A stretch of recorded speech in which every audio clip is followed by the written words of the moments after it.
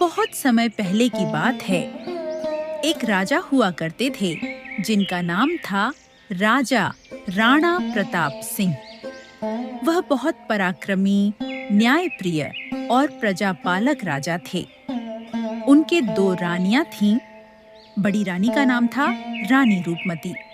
वह अत्यंत सुंदर, समझदार और शालीन थीं, परंतु उनकी एक पीड़ा थी, उन्हें संतान नहीं थी। यह बात उनके हृदय को भीतर से तोड़ती थी, पर उन्होंने कभी इसे प्रकट नहीं होने दिया। वो हर रोज ईश्वर से संतान की प्राप्ति के लिए प्रार्थना करती, मंदिर जाती, उपवास रखती, पर उनकी गोद सूनी ही रही। छोटी रानी का नाम था रानी भानुमती। वह चंचल स्वभाव की, हंसमुख और सरल हृदय वाली थीं। सौभाग्य से छोटी रानी गर्भवती हुई। जब यह समाचार महल में फैला तो सबके चेहरे पर प्रसन्नता की लहर दौड़ गई, पर रानी रूपमती के दिल में एक अनकही टीस उठी। फिर भी उन्होंने अपने दर्द को छुपाया और रानी भानुमती को स्नेहपूर्वक गले लगाकर बधाई दी।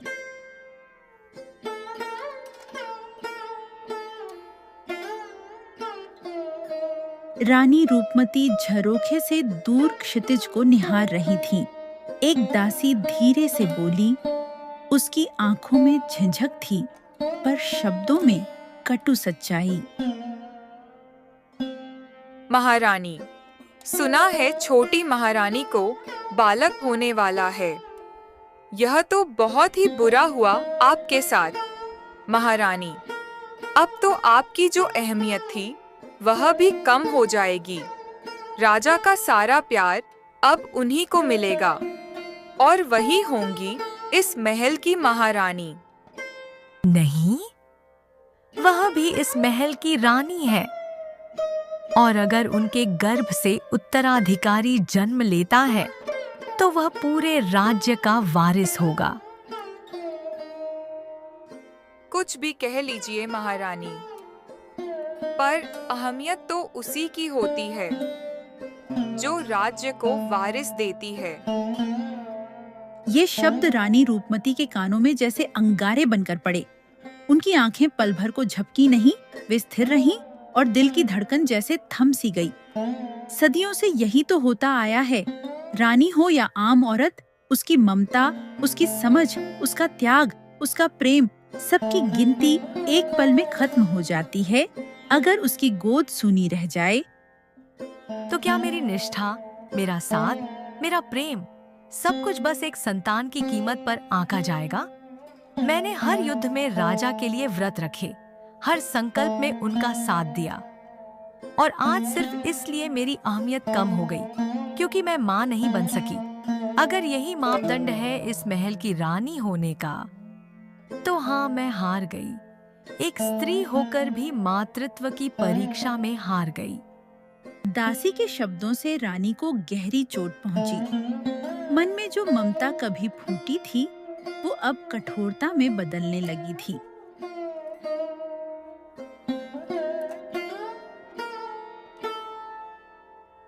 रात के गहरे सन्नाटे में जब महल की दीवारें भी थक कर सो चुकी थीं, चांद की हल्की रोशनी महल की छतों को चुपचाप सहला रही थी। तभी एक दबी कुचली आहट ने रानी रूपमती की नींद में खलल डाला। महारानी, मैं आपसे एक बात कहने आई हूँ। चलिए चलिए हम उस बच्चे को नदी में बहा देते हैं ताकि आपको आपकी पुरानी जगह मिल सके।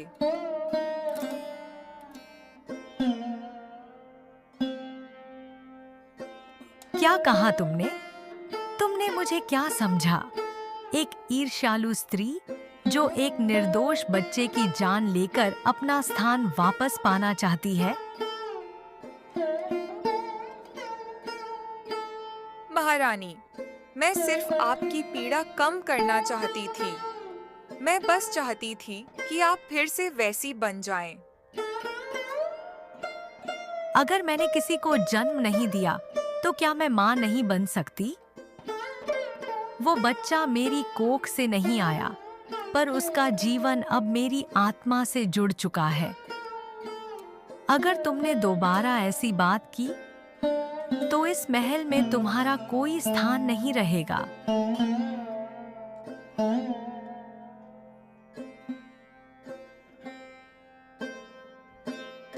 दासी दबे पांव छोटी रानी के कमरे में पहुंचती है।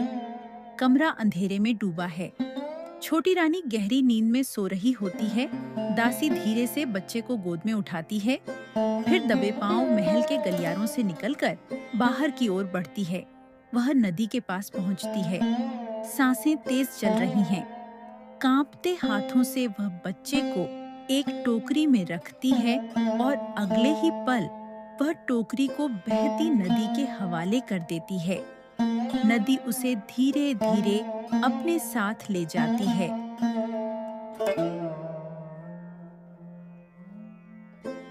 सुषमा, मैं नदी के किनारे मछलियां पकड़ने जा रहा हूँ। रुको, आ रही हूँ। सुनो, ज्यादा देर मत करना। तुम हर दिन शाम कर देते हो। इस बुढ़ापे के शरीर में अब इतनी ताकत नहीं रही है।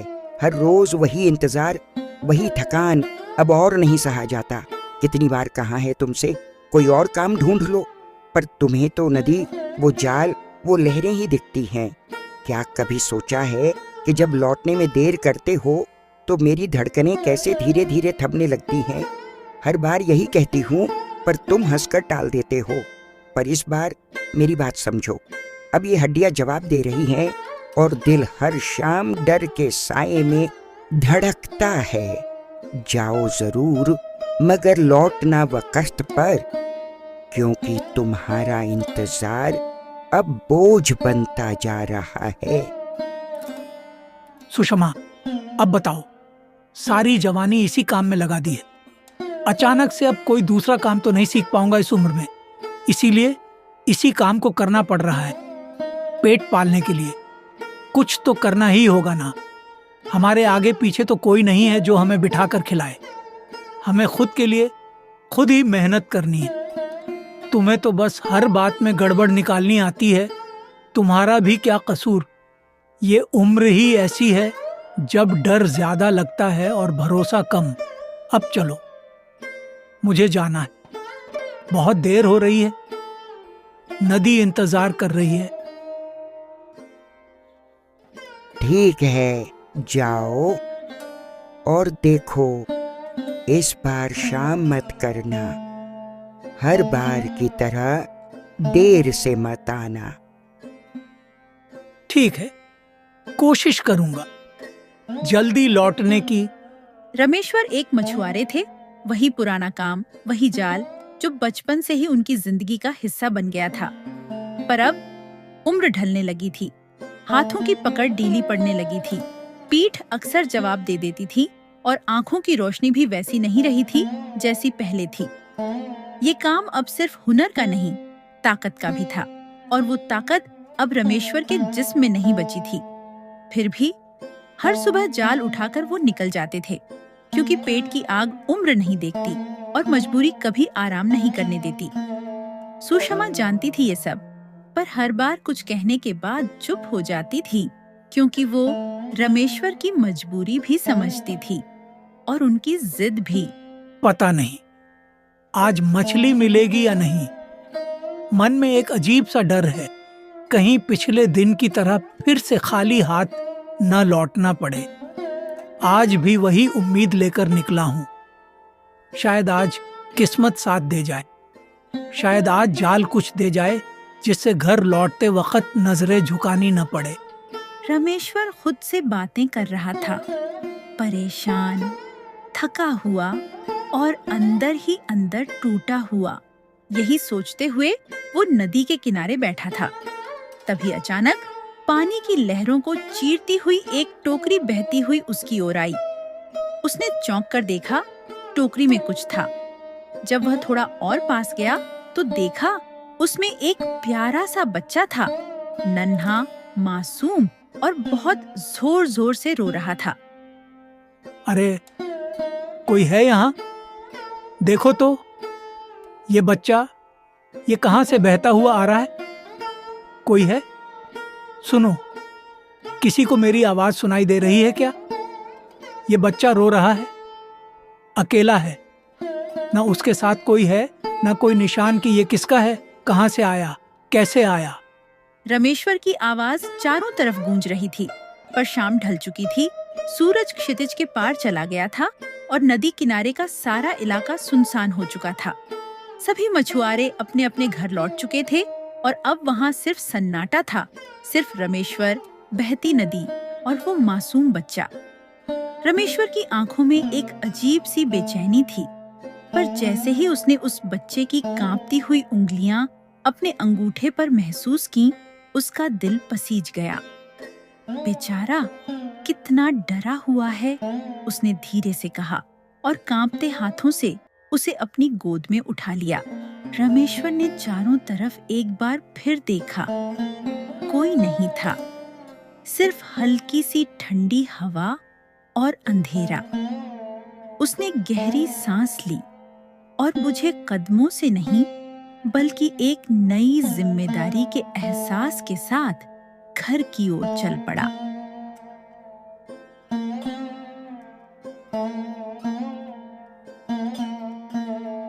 हे भगवान, ये तुम किसके बच्चे को उठाकर ले आए हो? अब क्या हम इस बुढ़ापे में बच्चे को पालेंगे? तुम्हें कुछ समझ आता है भी कि नहीं? जब मैं मछली पकड़ने जा रहा था तो अचानक ये बच्चा एक टोकरी में नदी के मुख्य धारा में बहता हुआ आया। चारों ओर कोई नहीं था, बस मैं अकेला। अब मैं क्या करता? क्या उसे वहीं छोड़ देता? अपने अंदर की इंसानियत को मार देता? क्या ऐसा करना सही होता? लेकिन अब जो हुआ वो हो चुका। अब मैं कुछ नहीं कर सकता। मैंने इस बच्चे को उठाया, उसे अपने साथ लिया और अब वह हमारे साथ रहेगा जब तक इसके माँ बाप का कोई पता नहीं चलता। हाँ, तुम्हारा यह सही है। एक मछली तो तुमसे पकड़ी ही नहीं जाती। अब पता नहीं इस बच्चे को हम खिलाएंगे पिलाएंगे कैसे? क्या क्या करेंगे इसे? क्या करोगे इस बुढ़ापे में इस नन्हे बच्चे की देखभाल, उसका पालन पोषण? ये सब तुम्हारे लिए इतना आसान नहीं होगा। इधर इस बच्चे को नया परिवार मिल जाता है जो उसे अपनी झोली में स्नेह और प्यार से भर लेता है। वहीं उधर राजा राणा प्रताप का परिवार ही खत्म हो जाता है। बहुत सारी मुश्किलों और संघर्षों के बाद राणा प्रताप को एक वारिस मिला था जो उनके वंश को आगे बढ़ा सकता था, लेकिन अब वह भी नहीं है। सुषमा और रमेश्वर दोनों मिलकर अब उस बच्चे को पाल रहे थे। सुषमा भी अब दूसरों के घरों में जाकर कुछ कुछ काम कर देती, जिससे उसे थोड़े पैसे मिल जाते। रमेश्वर भी जी-जान से मेहनत करने लगा, मछलियां पकड़ने लगा। धीरे धीरे सही वक्त पर उनकी मेहनत रंग लाई और कुछ पैसे आने लगे, जिनसे वे उस बच्चे का पालन पोषण करने लगे। धीरे धीरे वक्त बीत गया और 20 वर्ष गुजर गए। वह बच्चा अब एक जवान लड़का बन चुका था, जो अब रमेश्वर और सुषमा का सहारा बन गया था। वह उन्हीं का पालन पोषण कर रहा था, जिन्होंने उसे पाल पोष कर बड़ा किया था। वीर बेटा, वीर, कहाँ है तू? सुन बेटा, जाकर जंगल से लकड़ियां ले आ। शाम के खाने के लिए लकड़ियां खत्म हो चुकी हैं। जी माँ, अभी गया और अभी लेकर आता हूँ। आप बस आराम कीजिए। अब आपको काम करने की कोई जरूरत नहीं है। मैं हूं ना, मैं सब कर दूंगा। आप और बाबा अब बस आराम कीजिए। वीर लकड़ियां लाने जंगल जाता है। सुबह की हल्की धूप और ठंडी हवा के बीच वह घने जंगल में कदम रखता है, जहां बस पेड़, पत्तियां और सन्नाटा है। वह हर कदम सावधानी से बढ़ाता है, मगर आज कुछ अलग सा महसूस हो रहा है, जैसे इस जंगल में कुछ छिपा हो जो उसे अब तक नहीं दिखा। तभी एक खुली जगह पर एक अजीब सी दृश्य नजर आती है। वहां एक राजा बैठा है। उसका चेहरा गंभीर और गहरा उदास है, जैसे उसे किसी बड़े नुकसान का सामना करना पड़ा हो। उसकी आंखों में एक अनकहा दर्द था और उसके आसपास का माहौल भी कुछ अजीब सा था। राजा का चेहरा ऐसा था जैसे उसकी पूरी दुनिया ढह चुकी हो। वीर ने राजा के पास जाकर धीरे से कहा, राजा साहब, आप इतने उदास क्यों हैं? क्या कोई दुख है जो आप कह नहीं पा रहे? तुम कौन हो और इस जंगल में क्या करने आए हो? मैं वीर हूं। मैं सिर्फ लकड़ियां लेने आया था, लेकिन अब इस जंगल में कुछ और ही महसूस कर रहा हूं। वीर अब रोज जंगल में लकड़ियां लेने आता। राजा उसे बैठा हुआ दिखता, अपने दर्द और उदासी के साथ, जैसे वह वीर की आहट का इंतजार कर रहा हो। वीर का दिल एक अजीब सी बेचैनी से भर जाता, जैसे वह राजा से एक अनकहा सवाल पूछने की कोशिश कर रहा हो, लेकिन शब्द कहीं गहरे छुप जाते।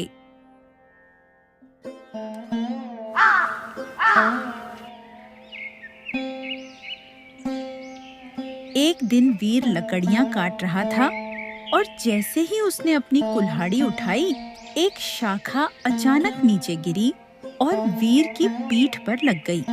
राजा, जो हमेशा की तरह अपनी उदास आंखों से वीर को देख रहा था, यह दृश्य देखकर घबराया वह तुरंत अपने कदमों को तेज करता है और वीर के पास पहुंच जाता है।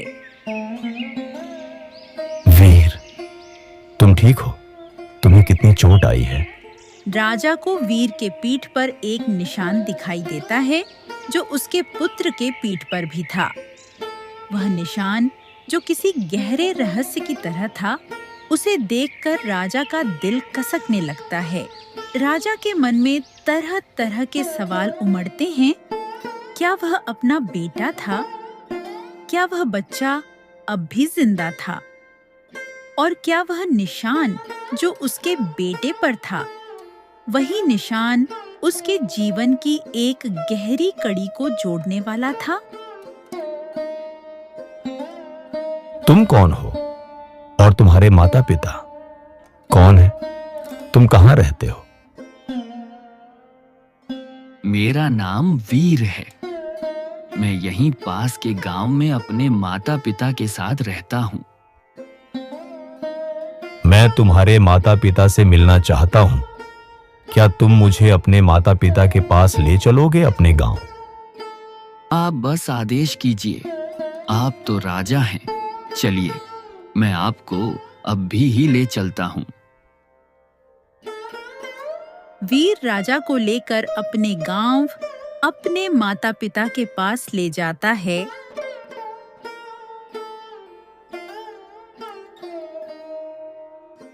वीर, मुझे तुम्हारे माँ बाप से अकेले में बात करनी है। तुम अभी यहाँ से बाहर चले जाओ। वीर चुपचाप कमरे के बाहर निकल जाता है और बाहर बैठकर सोचने लगता है, आखिर राजा को उसके माता पिता से क्या बात करनी होगी। इस सवाल ने वीर को घेर लिया है। उसका मन अनगिनत सवालों से भर चुका है। क्या वो कोई गहरी बात करने जा रहे हैं, या फिर वो कुछ ऐसा कहना चाहते हैं जो उनके दिल में बहुत समय से था, लेकिन शायद वो खुद भी उसे समझ नहीं पा रहे थे। क्या वीर तुम दोनों का बेटा है? तुम दोनों को देखकर तो नहीं लगता कि वह तुम दोनों का बेटा है। सच सच बताओ, वीर किसका बेटा है? तुम दोनों को कहाँ मिला? रमेश्वर और सुषमा दोनों घबराए गए, जैसे उनका सामना ऐसे तूफान से हो गया हो जिसकी उन्होंने कभी कल्पना भी नहीं की थी। उनकी आंखों में एक बेचैनी थी, जैसे जमीन खिसकने लगी हो और आसपास सब कुछ अचानक बहुत अजनबी सा लगने लगा हो। उन दोनों के दिलों में खलबली मच गई थी, एक ऐसी उलझन जो उन्हें समझ नहीं आ रही थी। ऐसा लग रहा था कि उनके सामने कोई ऐसी चुनौती आ खड़ी हुई हो जिसका मुकाबला उन्होंने कभी सोचा भी नहीं था। राजा जी, आप ऐसा क्यों कह रहे हैं? वीर हमारा ही बेटा है, हम ही ने उसे पाल पोस कर बड़ा किया है। सच बता दो, वरना अच्छा नहीं होगा। हम सच ही कह रहे हैं, वीर हमारा ही बेटा है। आप कृपया करके यहाँ से चले जाइए और हम गरीब लोगों को परेशान मत कीजिए। हमें चैन की जिंदगी जीने दीजिए। राजा निराश होकर वापस महल चले जाते हैं। इधर रमेश्वर और सुषमा दोनों गहरी सोच में डूब जाते हैं। कुछ समझ नहीं आ रहा होता है, सही किया या गलत। क्या उन्हें सच्चाई बता देनी चाहिए थी? ये सवाल उनके दिल और दिमाग को घेर लेते हैं और उन्हें उलझन में डाल देते हैं। कुछ दिनों बाद रमेश्वर की तबीयत बिगड़ जाती है। बुढ़ापे का शरीर अब आत्मा को छोड़ने के लिए बेबस हो जाता है। तब उन्हें एहसास होता है कि उन्होंने राजा को सच्चाई नहीं बताई और अब वह महसूस करते हैं कि वह राजा जी के साथ गलत कर रहे हैं। वीर उनका बेटा है और उसे जानने का पूरा हक है। दिल में गहरी तसल्ली नहीं मिलती, क्योंकि जो छुपाया था अब वह भारी मन से सामने लाने की सोचते हैं। वे सोचते हैं, क्या अब बहुत देर हो गई? सुषमा, मैं चाहता हूं कि तुम महाराज को यहाँ बुलाओ। मैं उन्हें सारी सच्चाई बताना चाहता हूँ। हम खुद के लिए मतलबी हो गए थे, लेकिन हम वीर से उसका उज्जवल भविष्य नहीं छीन सकते। जो हुआ वह हमारे दिलों में एक बोझ बनकर रह गया है और अब हमें उस बोझ को हटाना ही होगा। हमारी गलती को सुधारने का वक्त आ गया है। सुषमा महाराज को बुलाने के लिए चल जाती है। वह महल पहुंचती है, लेकिन तभी द्वारपाल उसे रोक लेते हैं। उस समय महाराज महल के बगीचे में घूम रहे होते हैं। उनकी नजर सुषमा पर पड़ती है और वह जल्दी से उसके पास आते हैं।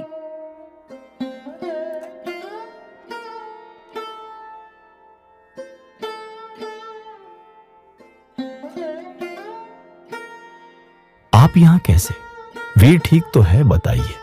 मेरा मन घबरा रहा है। जी, मुझे यहाँ रमेश्वर जी ने भेजा है। वह आपसे कुछ जरूरी बात करना चाहते हैं। आपसे आग्रह करती हूँ कि आप मेरे साथ चलें, क्योंकि उनके पास अब ज्यादा वक्त नहीं है। सुषमा की आवाज में एक गहरी घबराहट और दर्द था, जैसे वह महाराज को यह बताने में संकोच कर रही हो, लेकिन साथ ही यह भी महसूस कर रही थी कि यह बात सामने लाना बहुत जरूरी है। उसके शब्दों में एक अनकही विनती थी, जो महाराज के दिल को छू जाए। ठीक है, चलो। सुषमा राजा को लेकर रमेश्वर के पास पहुंचती है। वहां पहुंचते ही उन्हें यह जानकर थोड़ी राहत मिलती है कि रमेश्वर वहीं बैठे हैं और वीर जंगल से लकड़ियां लाने गया होता है। महाराज, हम दोनों को माफ कर दीजिए। हमसे बहुत बड़ी गलती हो गई। उस दिन हमें आपको पूरी सच्चाई बता देनी चाहिए थी। किस सच्चाई की बात कर रहे हो? महाराज, वीर हमारा बेटा नहीं है। मैं एक दिन मछलियां पकड़ने के लिए नदी के किनारे बैठा हुआ था। तभी एक टोकरी में एक बच्चा बहते हुए किनारे पर आ गया। मैंने उस बच्चे को वहीं से उठाया और उसी दिन से उसे अपना बेटा मान लिया। मैं उसे खोना नहीं चाहता था, इसीलिए मैंने आपको सच्चाई नहीं बताई। मुझे माफ कर दीजिए, मुझसे बहुत बड़ी गलती हो गई। वीर आपका ही बेटा है। वीर ने रमेश्वर की सारी बातें सुन ली। उसकी पूरी दुनिया ही पलट गई। आज तक जिसे उसने अपने माता पिता माना था, वह असल में उसके माता पिता नहीं थे। उसके दिल में गहरे दर्द की लहर उठी, लेकिन इसके साथ ही उसे एक अजीब सी खुशी भी महसूस हुई, क्योंकि जो लोग उसके असल माता पिता नहीं थे, उन्होंने उसे बिना किसी शर्त के इतना प्यार दिया। जो होना था वह तो हो गया, पर मैं यह नहीं भूल सकता कि तुम दोनों ने मेरे बेटे को नया जीवन दिया है। मैं इसके लिए आजीवन तुम्हारा आभारी रहूंगा। अब मैं चाहता हूं कि मैं मेरे बेटे को अपने साथ ले जाऊं।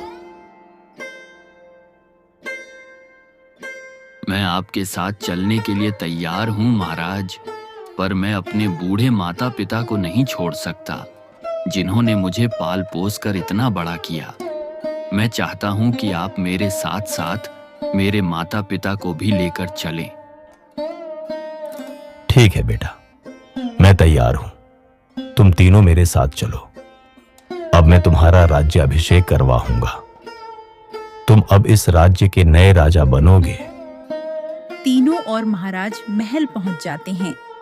महल के दरवाजे खुलते हैं और जैसे ही वे अंदर कदम रखते हैं, एक नई शुरुआत की हवा महल में बहने लगती है।